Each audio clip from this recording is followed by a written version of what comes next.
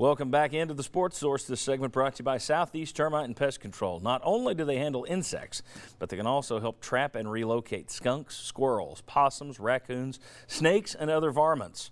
Plus, I just like saying varmints. Plus, they repair damage left by animals, and they can do exclusionary work to prevent a problem beforehand. Termites, insects, and pests.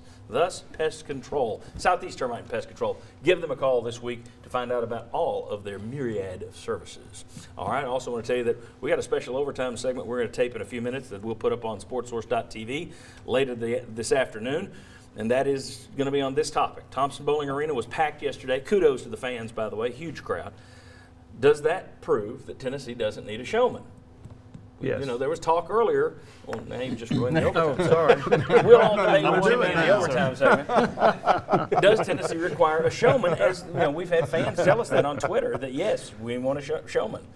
So would this year have been more fun if you'd had someone like Pearl being a carnival barker as opposed to just Rick Barnes doing his thing? That'll be our discussion.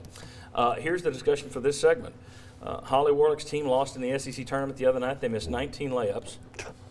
Hard to blame a coach for that when they missed 19 layups. She should have taught him how to hit layups. But her contract's down to 13 months. And Philip Fulmer has said, I'm not going to talk extensions during the season. I didn't like that happening when I was a coach. I'm not going to do that. Okay, well, all well and good. Is Holly Warlick about to face any job security issues? Or do you think there's a guaranteed extension she's going to get? It's not a worry.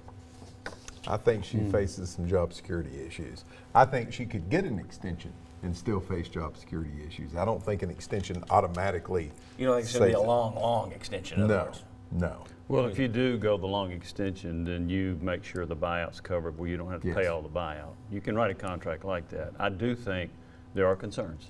You're 24-7, that looks good, but you're a 7 seed. You hadn't made the Final Four in 5 years under her. You didn't make it the last 4 years under Pat Summitt. This team at times does not look like it's real well coached, frankly. And so, I do think there are concerns. I would, if I were the AD, I would give her an extension. But again, with like you said about be careful about how you do things with the buyout. Yeah, but I think who you going to get better? I'm not saying there's not somebody better, but who you going to get better? You better be dang sure. That's exactly what Mark Pancras said that to me on the way out the door. He said, this Holly thing, you just showed the Rick Barnes and Shaka Smart. He said the same thing. He said Texas thought they could do better, get rid of this guy. He's not doing what we think he could do. And now he's gone on to have success elsewhere, and they're not having the success they wanted. She's got another good recruiting class coming in. I would keep rolling. Any trouble for Holly Warlick in terms of job security, Chuck? Well, you'd have to say yes, and I think you can also sense that with the fan base. I mean, I've talked to quite a few more rumblings of people that aren't happy, but I'm in the camp that, hey, your players have got to play better at some point, and a lot of that's up to them.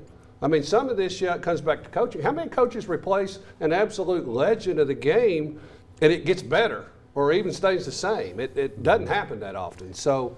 But at some point, the Lady Vols just need to play better. Her second consecutive really good recruiting class could end up being the anchor that sinks her, though. Because you had that great class this year. You're having a really good class for next year. If in 2 years, if you haven't improved over where you're at, which is good. Yeah, you'll have people. But that could end up being your undoing. Next year's the key year for me in that regard. Well, the Sentinel had John Adams had the column this week that the fans they have higher expectations for the women's basketball program than the administration does. I think you could make that case for every sport everywhere, though. The fans always have one thing I wonder, where's the depth? I mean, you can't hardly put somebody in. I mean, and if you do, it's only for 2 or 3 minutes. That's one thing I would look at. Thank you all. We'll see you on overtime a little later this afternoon. We appreciate you watching. Congratulations, Vol fans, on having the championship to enjoy. Thanks to all of our sponsors for bringing you this show. Get out and see them. And we'll see you next Sunday right back here for a giant NCAA prediction show. Come on, preview. See you next week.